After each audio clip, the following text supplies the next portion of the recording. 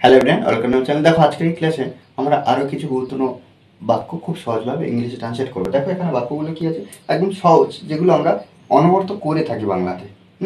এগুলো কি করতে হবে না, বারবার প্র্যাকটিস করতে হবে। এই যে আমি শিখতে পারি, আমি শিখতে পারতাম, আমি শিখতে পারি, আমি শিখতে পারতাম, আমার শিখতে সমস্যা হচ্ছে, আমি এখনো শিখিনি। দেখো এই এক্সপ্রেশন থেকে আমরা এক একটা এক্সপ্রেশন থেকে আমরা কিন্তু অনেক বাক্য তৈরি করতে পারবো। কি আমি শিখতে পারি, তাহলে এখানে আমরা লিখতে পারি সহজ ভাবে, আমরা সবাই জানি এটা কি, আই ক্যান লার্ন।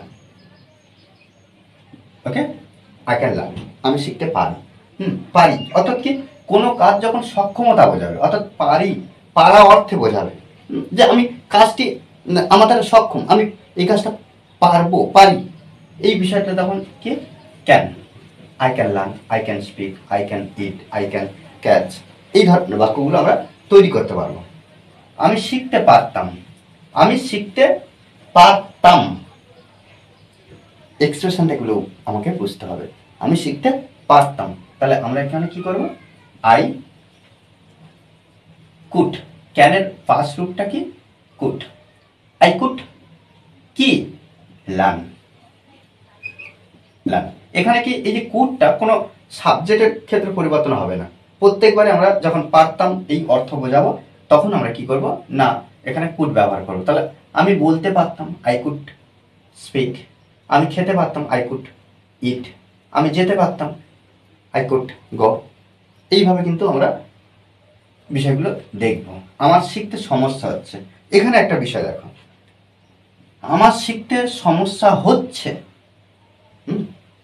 সমস্যা হচ্ছে, আগে থেকে হচ্ছে, এক্ষেত্রে আমরা কি করব, সাবজেক্ট আমরা বসাবো, তারপরে আমরা সাবজেক্ট অনুযায়ী অ্যামিজারের মধ্যে যে কোনো একটা ব্যবহার করব। কি, আই অ্যাম হ্যাভিং,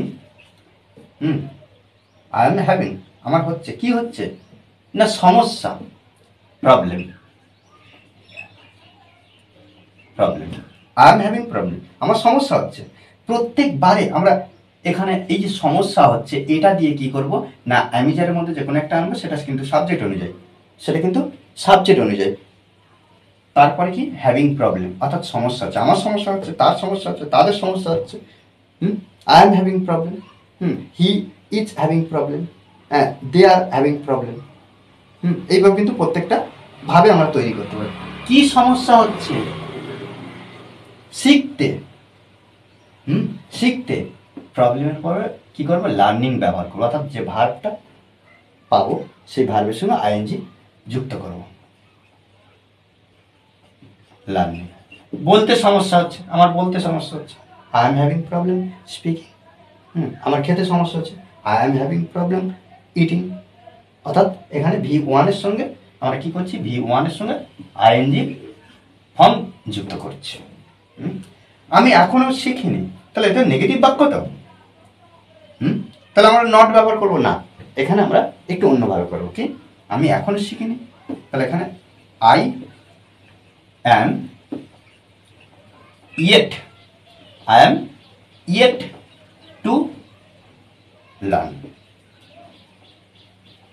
ওকে, দেখো এইভাবে কিন্তু আমরা প্রত্যেকটা বাক্য তৈরি করবো। দেখো এখানে কি নেগেটিভ, আমি এখনো শিখিনি, শিখিনি, নি ন নেগেটিভ, কিন্তু নট ব্যবহার করলাম না, আমরা ইয়েট টুর মাধ্যমে আমরা কি করলাম না, নেগেটিভ বুঝিয়ে দিলাম। I am yet to learn, I am yet to ইট।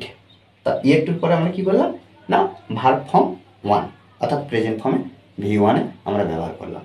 ওকে, দেখো এইভাবে কিন্তু আমাদের প্রত্যেকবারে প্র্যাকটিস করতে হবে, প্র্যাকটিসের বিকল্প কিছু নেই। আমরা যত প্র্যাকটিস করবো তত নতুন নতুন বাংলা বাক্য, নতুন নতুন এক্সপ্রেশন, নতুন নতুন স্ট্রাকচার শিখতে পারবো। শুধুমাত্র মনে রাখতে হবে প্র্যাকটিস। ওকে, আর এই ক্লাসটি যদি ভালো লাগে অবশ্যই লাইক কমেন্ট শেয়ার, আর যারা এখনো পর্যন্ত এই চ্যানেলটি সাবস্ক্রাইব করেননি তারা অবশ্যই চ্যানেলটি সাবস্ক্রাইব করে পাশে থাকবে। Okay, thanks for watching this video.